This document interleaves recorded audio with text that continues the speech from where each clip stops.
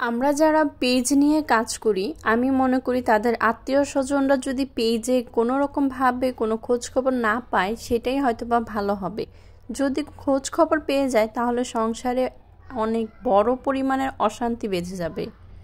এটা আমার নিজের একটা অভিজ্ঞতা থেকে আপনাদের সাথে শেয়ার করছি। আমি যখন ব্লগিং শুরু করি তারপর থেকে মনে হয় আমার ফ্যামিলিগত দিক থেকে আমি একটু অন্যরকম হয়ে গেছি। মানে সব আত্মীয়-স্বজনরা আমার ব্লগগুলো দেখে বা আমার রিলসগুলো দেখে, সেখানে অনেক রকমের কথাবার্তাই আসলে আমরা বলে থাকি কাজের ক্ষেত্রে, কিন্তু সেইগুলোকে তারা গায়ে লাগাচ্ছে বা গায়ে লাগিয়ে তারা ফুলে থাকে। তারা এই বিষয়টা নিয়ে প্রতিবাদ করতে চাচ্ছে বা করেও। আকার ইঙ্গিতে অনেক সময় খোঁচা মেরে অনেক কথাই বলে, যেটা হয়তো বা তারা বোঝার চেষ্টা করে না যে আসলে ব্লগিংটা যেটা আমরা শুরু করেছি বা আমরা ব্লগিং করি, এখানে যা বলি তা শুধু নিজের জীবনের সাথেই যে ঘটে এমনটা না। আমাদের আশেপাশে এমন অনেক জীবনের সাথেই মিলে যায়, সেইগুলোকেই আমরা আসলে ফুটিয়ে তোলার চেষ্টা করি। আর আমার ব্লগে এরকম অনেক কথাই আমি বলি যেটা নিয়ে আমার ফ্যামিলিতে দেখা গেল ইদানিং খুব বড় ধরনের কিছু হয়ে যাচ্ছে বলে আমার মনে হচ্ছে। তাই আমি বলবো আমার এক্সপিরিয়েন্স থেকে যে আপনাদের ফ্যামিলিতে যদি আপনার আত্মীয় স্বজনের কেউ আপনার আইডিতে চোখ রাখে তাহলে প্লিজ সেই চোখটা আপনারা বন্ধ করে দিন। তা না হলে আমার মতো দিন শেষে আপনারাও পস্তাবেন। হ্যালো এভরিওয়ান, আসসালামু আলাইকুম। আমি ঝুমা। কি অবস্থা আপনাদের, কেমন আছেন আপনারা? ওই যে বললাম ভিডিওর শুরুতেই কিছু ব্যাপার নিয়ে একটু মনটা খারাপ। কেন যেন মনে হচ্ছে আমার আইডি থেকে চোখ রাখা আমার আত্মীয় স্বজনরা খুব একটা ক্ষোভ দেখাচ্ছে আমার উপর।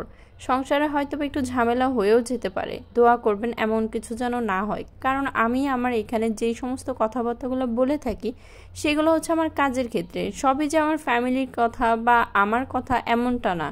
ফ্যামিলিতে এমন অনেক জিনিস ঘটে যেটা পাবলিকলি বলা যায় না, বা এমন অনেক কিছুই আছে যেটা পাবলিকে আমরা আনতে চাই না। আমরা যা আনি, যতটুকু দেখানোর প্রয়োজন ঠিক ততটুকুই আমরা দেখাই, ততটুকুই আপনারাও দেখেন। এর বাইরে আদার্স আর তেমন কিছুই না। আর আমি তো একদম ছোট্ট একটা ইউজার। আমি এখনও এমন কোনো পর্যায়ে দাঁড়াই নাই যে আমাকে দেখে লাখ লাখ মানুষ আমার ফ্যামিলি খোঁজখবর পেয়ে যাচ্ছে, এমনটা কিন্তু না। তাই আমি বলবো আমার মতো এরকম ভুল আর আপনারাও করবেন না।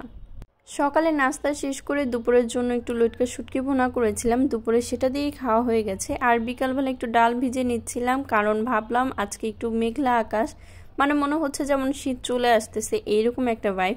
সন্ধ্যার সময় যদি একটু ভাজা পোড়া খাওয়া যায় তাহলে মনে হয় ভালো লাগবে। আর যে কথা সেই কথা, আমি এখানে ডাল ভিজিয়ে তারপর সেটাকে ব্লেন্ড করে নিয়েছি, আর এখন আস্তে আস্তে করে বড়া বানিয়ে নিচ্ছিলাম তেলে। আর আপনারা এই প্রসেসিংটা সবাই জানেন, এটা আসলে শেখানোর মতো কিছু না। আর সবসময় আমি বলি আমি রান্না বাড়ায় তেমন একটা পটুও না, তো রান্নার ভিডিও আমি কখনোই দেখাইতে আসি নাই। আমি সারাদিন কি করলাম সেটাই আপনাদের সাথে শেয়ার করছি।